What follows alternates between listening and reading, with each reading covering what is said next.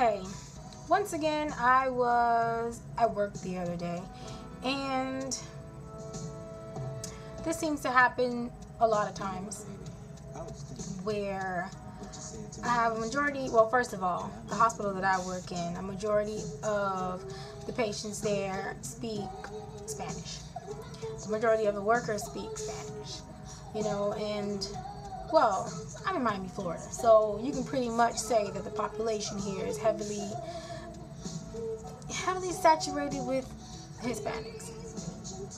And I have no problem, I'm all for the mixing of culture and everything, and that's one of the reasons why I do like Miami, Florida, is because it's so rich in different cultures. It's very diverse. But there's a couple of crummy things that happen, and it's just kind of like, I don't get it. So I have some patients who are Spanish, and I can kind of get by talking to them with a little bit of Spanish that I know. I can get my point across. Now with me, I'm very weird because I understand the language completely when words are being spoken and everything, and I can get it. But when it comes to speaking it back, that's the problem, because I don't know, I guess because I don't practice speaking it that often, that I'm not able to really get the words out that I want to say. So I had my patient, and he spoke complete Spanish and everything, and I tried communicating with him the best as I can. I understood what he said, and I tried to muster up the words so that he can understand partially what I'm trying to say. So I don't know, at some point, like, he was just kind of like, why don't you speak Spanish? And I was like, okay, well, here in America, it's not a necessity to speak Spanish. Here in America, the primary language is English, so I don't have to speak Spanish. And I was like, speaking Spanish is just an extra added bonus. I said, but I don't have to speak Spanish. Here in America, the language is English. And he was kind of like, well, you should speak Spanish because you're here in Florida. And I'm thinking, but Florida is a part of America. But it is true, because when you come down to South Florida, I mean, you will find it is so ridiculous, because I can go into a store, shop, or whatever like that, and find, like, people working there that don't speak a lick of English. And I'm just thinking, how the hell did you get this job? Like, I'm asking you a question, where is this, or where can I find that? And you're like, oh, mommy, no habla inglés. It's like, are you kidding me? So then how did you get this job? Wasn't there a requirement for you to speak English? I mean, speak English, be able to read English. How did you fill out the application to begin with? And when you went through your interview, like, how did they conduct the interview with you? I think that it should be mandatory when it comes to jobs around here that you speak English.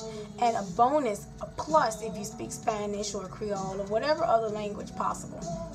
But it should be a necessity to speak English first and foremost. And it gets frustrating after a while. And I remember a situation where I had a co-worker, and she was Caucasian, and she was very bold. She didn't hold back things that she said. She was very open mouth.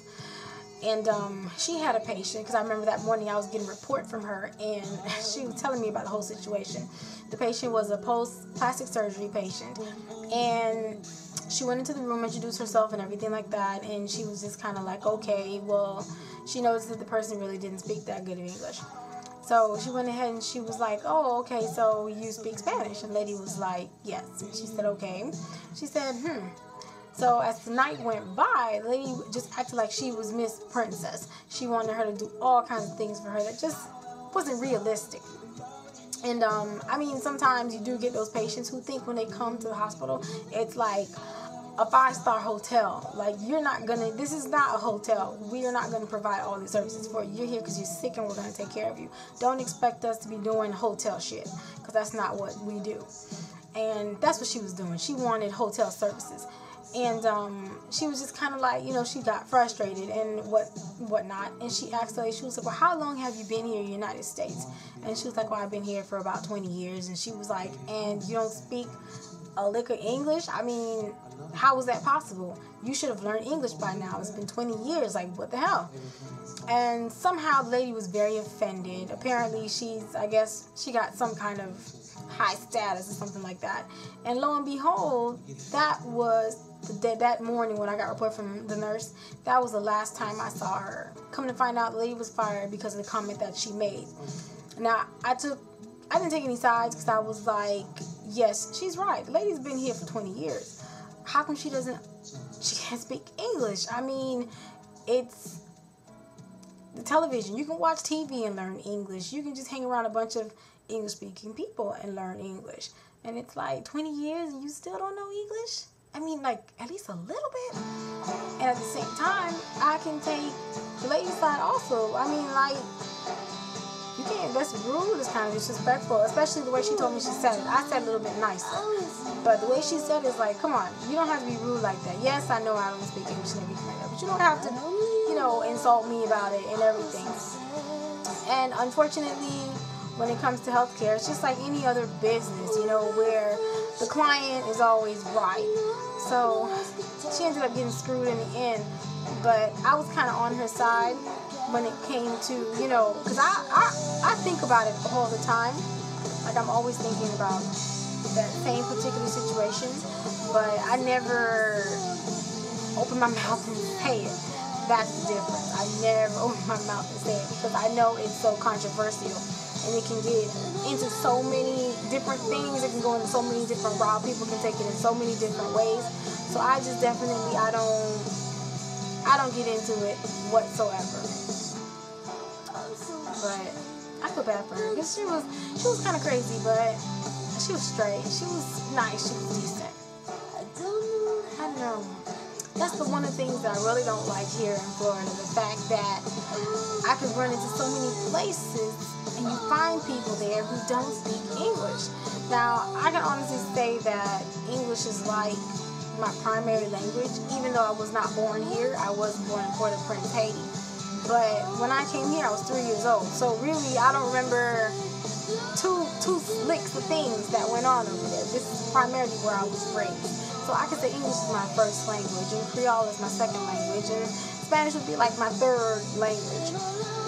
But, I mean, damn, just at least learn enough to get by. At least like I do. I learn enough just to get by so I can do the pleasantries and everything and ask the questions that I need.